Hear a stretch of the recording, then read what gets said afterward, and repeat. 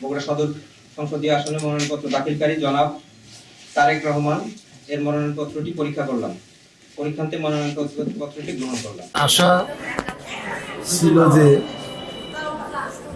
দেশনায়ক তারেক রহমান আমাদের মাঝে থাকবেন, আমাদের এলাকায় থাকবেন, আমাদের এলাকার নির্বাচিত সংসদ সদস্য হবে। আমরা খুশি, অত্যন্ত খুশি। বগুড়াবাসী খুশি।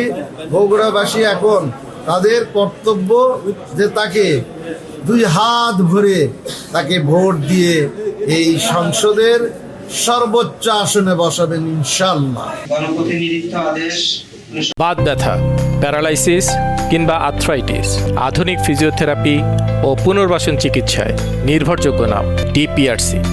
72 অনুচ্ছেদ 14 বিধান অনুসারে 41 বগুড়া 6 বগুড়া সদর সংসদীয় আসনে মনোনয়নপত্র দাখিলকারী জনাব মোহাম্মদ হাবিদুর রহমান এর মনোনয়নপত্রটি পরীক্ষা করলাম। পরীক্ষান্তে মনোনয়নপত্রটি গ্রহণ করলাম। আমি গণপ্রতিনিধিত্ব আদেশ 1972 অনুচ্ছেদ 14 বিধান অনুসারে 41 বগুড়া 6 বগুড়া সদর সংসদীয় আসনে মনোনয়নপত্র দাখিলকারী জনাব তারেক রহমান এর মনোনয়নপত্রটি পরীক্ষা করলাম। পরীক্ষান্তে মনোনয়নপত্রটি গ্রহণ করলাম।